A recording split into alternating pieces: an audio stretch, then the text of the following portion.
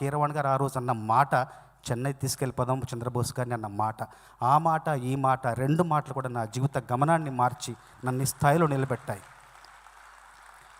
నేను ఆస్కార్ తీసుకొని వచ్చిన తర్వాత ఇంట్లో స్నానం చేసి బట్టలు మార్చుకొని మొట్టమొదటగా వెళ్ళి కలిసిన వ్యక్తి కుర్రా శ్రీనాథ్ గారు.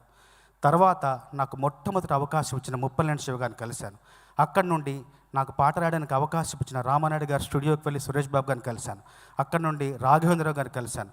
తర్వాత శ్రీలేఖ గారు, నా మొదటి పాట బాణి సమకూర్చిన శ్రీలేఖ గారిని కలిశాను. అట్లాగే తర్వాత కీరవాణి గారి దగ్గరికి నాకు చిట్టి రాసి పంపించిన శివనాగేశ్వరరావు గారిని కలిశాను. చిరంజీవి గారిని కలిశాను. తర్వాత దేవిశ్రీ గారిని కలిశాను, అనూప్ గారిని కలిశాను. ఇలా నా కృతజ్ఞతా భావాన్ని అందరితో వ్యక్తం చేసుకుంటూ కేవలం కృతజ్ఞతే కాదు, ఆ ఆస్కార్ ఇచ్చిన ఆ ఆస్కార్ పురస్కారం యొక్క స్ఫూర్తి ఫలాలను కూడా అందరికీ పంచాలనే ఉద్దేశంతో అందరినీ కలుస్తూ వెళ్ళాను. అది నాకెంతో ఆనందాన్ని ఇచ్చింది. నాది J18 సీట్, నా పక్కన J17 కీరవాణి గారిది, 16 వల్లి గారిది, 19 మా అబ్బాయిది. నా సీట్ నుంచి వేదిక మీదకి 15 సెకండ్లు పడుతుంది సమయం. అన్ని నామినేషన్స్ అవుతున్నాయి. ఇంకా మన బెస్ట్ ఒరిజినల్ స్కోర్ నామినేషన్ వచ్చింది. రాగానే లేడీ గాగా వచ్చింది, తర్వాత మన రిహానా వచ్చింది, తర్వాత సోనీలక్స్ వచ్చింది, తర్వాత నాటు వచ్చింది, తర్వాత ఇంకొక పాట వచ్చింది. అన్ని నామినేషన్స్ అని చెప్తా ఉంటే అప్పటి వరకు కొంచెం ధైర్యంగా ఉండే. గోల్డెన్ గ్లోబ్ వచ్చింది, అట్లాగే క్రిటిక్స్ చాయిస్ వచ్చిన పాటకి 2 పాటలు వస్తే కనుక ఆస్కార్ వస్తుందన్న ఒక నమ్మకం ఉంది. ధైర్యంతో ఉన్న నేను కీరవాణి గారు. కానీ ఆ 10 సెకండ్ల వ్యవధిలో ఏమవుతుందో తెలియదని చెప్పి చిన్న భయం, కంగారు, ఆందోళన. కీరవాణి గారి చేతిని ఇలా పట్టుకున్నాను, అలా చేతిని నొక్కుతున్నాను.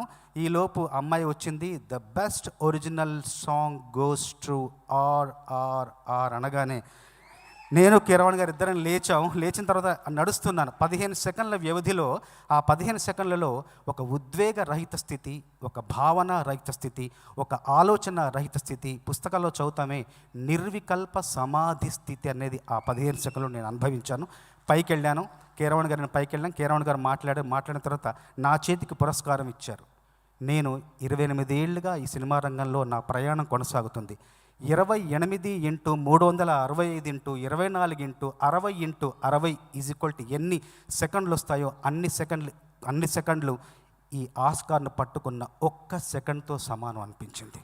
కేవలం ఆ పురస్కారాన్ని పట్టుకోగానే భారత జాతీయ సాహిత్య గౌరవాన్ని, భారత జాతీయ సాహిత్య కీర్తిని, భారత సాహిత్య పతాకాన్ని చేతిలో పట్టుకున్నంత ఆనందం కలిగింది. అట్లాగే నాకు ఒక్క సెకండ్ అవకాశం వచ్చింది. ఒక్క సెకండ్, ఆ ఒక్క సెకండ్లో నోట్లోంచి అంటే ఏమీ ఆలోచించలేదు, గబుక్కున నమస్తే అనేసాను.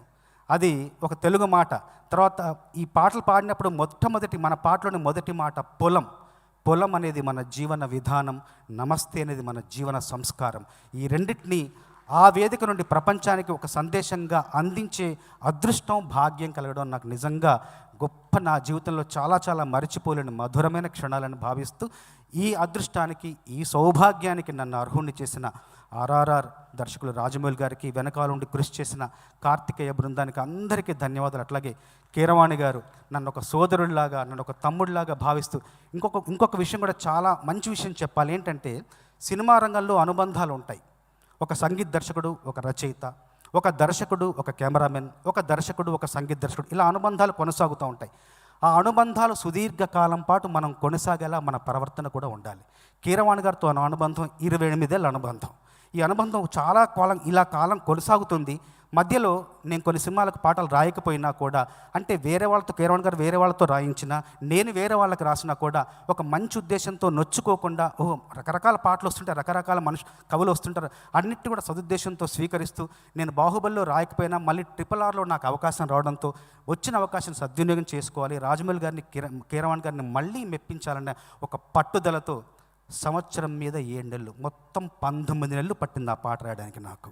అంటే సహనాన్ని, ఓర్పును ఎక్కడ కూడా కోల్పోకుండా అలా కీరవాణి గారు ఎప్పుడైనా, రాజమౌళి గారు ఎప్పుడైనా వెళ్ళి కూర్చొని మళ్ళీ ఫైల్ ఓపెన్ చేయగానే పాటలన్నీ చక్కచక్కగా పాటలు రాసి వినిపిస్తూ, పదాలు కూరుస్తూ, పేరుస్తూ అలా సహనంతో పనిచేయడం వల్లే ఈరోజు ఇలాంటి ఒక ఫలితం నాకు వచ్చిందని మనస్ఫూర్తిగా భావిస్తూ, మరొక్కసారి నాకు ఈ అవకాశం ఇచ్చిన కీరవాణి గారికి, రాజమౌళి గారికి ధన్యవాదాలు తెలియజేసుకుంటూ, కీరవాణి గారు ఒక్కసారి మీరు వేదిక మీదకి వస్తే కనుక నా కృతజ్ఞతను, నా మనసులోని భావాన్ని మీకు వ్యక్తం చేసి ఒక్కసారి నా మనసులోని భావాన్ని వ్యక్తం చేయాలని కోరుకుంటున్నాను. అట్లాగే నాటు నాటు పాట కూడా ఒక్కసారి మీ అందరి ముందు పాడాలని ఉంది.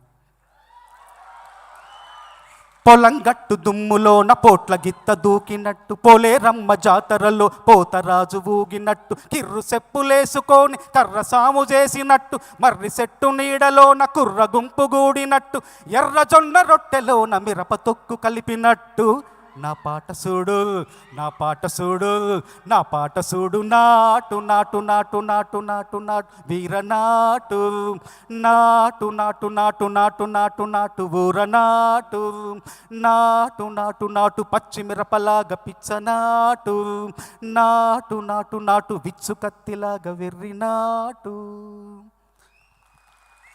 నాటులో నాకు భాగస్వామ్యం కల్పించిన కీరవాణి గారిని వేదిక మీదకి ఆహ్వానిస్తూ. కీరవాణి గారు వేదిక మీదకి వచ్చే ముందు ఒక్క ఏవి ప్రెజెంటేషన్ చూపిస్తాను సార్.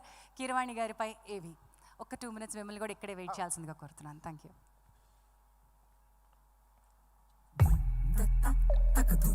ఎంఎం కీరవాణి సుస్వరాల ఘని మన ఎంఎం కీరవాణి సరిగమలతో సవాసం చేస్తారు, రాగాలతో పోటీ పడతారు, చివరకు తరతరాలకు గుర్తుండిపోయే పాటతో సంగీత దర్శకుడు